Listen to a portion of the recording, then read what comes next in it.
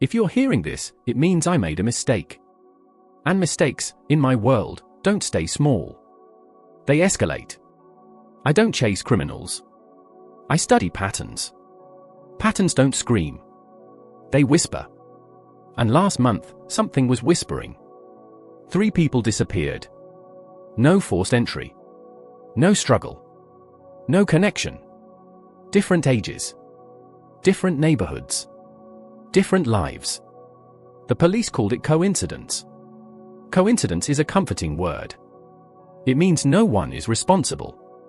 But patterns don't care about comfort. All 3 vanished within 6 blocks. All between 9:40 and 10:15. 45 minutes. That's not randomness. That's scheduling.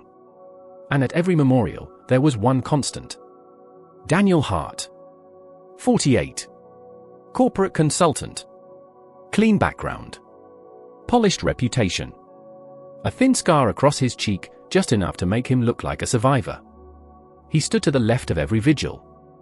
Left of the candles. Left of the grieving families. Left of the bench in Riverside Park. Always left. Left gives you peripheral vision. Left keeps exits clear. Left reduces blind spots. People think predators hide. The best ones position. He posted about safety online. Shared missing alerts. Commented on community threads. Concerned. Visible. Trusted. Too trusted. I reached 80% certainty in 5 days. 80% is dangerous. Because the remaining 20% is doubt.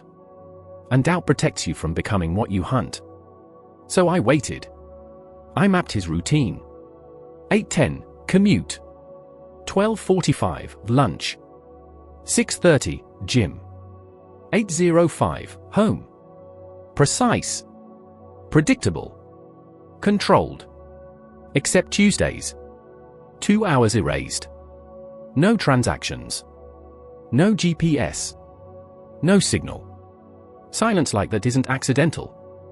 It's intentional.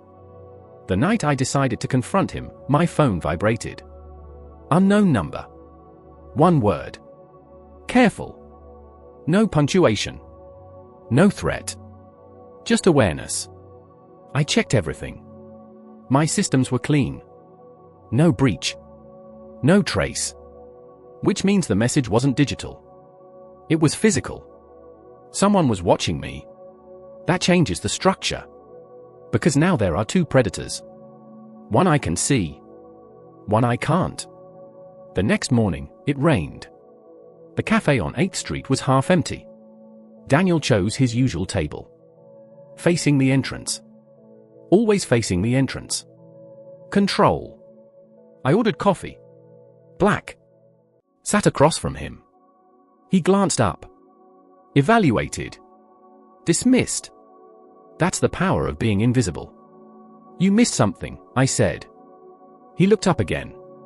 Slowly. The bench in Riverside Park. You always stand to the left.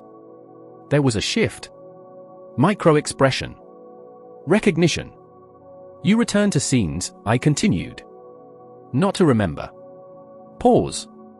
To measure risk. He leaned forward slightly. Who are you? He asked. Not angry. Curious. Someone who noticed. For a second, I saw it. Not fear. Expectation. As if he'd rehearsed this moment. As if he knew someone would eventually sit across from him. Just not me. You don't want to run, I said quietly. He almost smiled. Then the sirens began. Soft at first. Then closer. His breathing changed. Not panic. Calculation. You did this. No, I said. You did. The officers entered calmly. No chaos. No shouting. They called his name. Daniel Hart. He stood. Didn't resist. As they led him out, he looked back at me. Not angry. Not afraid. Assessing. As if this was a test. And he had just passed something. I stayed seated. Finished my coffee. Something was wrong. The response time was too fast. The coordination too clean. As if the arrest had been in motion before I spoke. My phone vibrated again. Impressive. You're learning. Learning. Not winning. Learning. Another message followed. But you're still predictable. That word lingered. Predictable. I stepped outside. Across the street, under a dark awning, stood a man in a long coat. Still. Watching. He didn't look away. He didn't hide. He observed me the way I observe others. Then he smiled. Small. Controlled. Deliberate. And in that moment, everything shifted. Daniel wasn't the objective. He was calibration. Someone wanted to see how I move. How I confront. How long I hesitate before acting. They wanted my threshold. They wanted my pattern.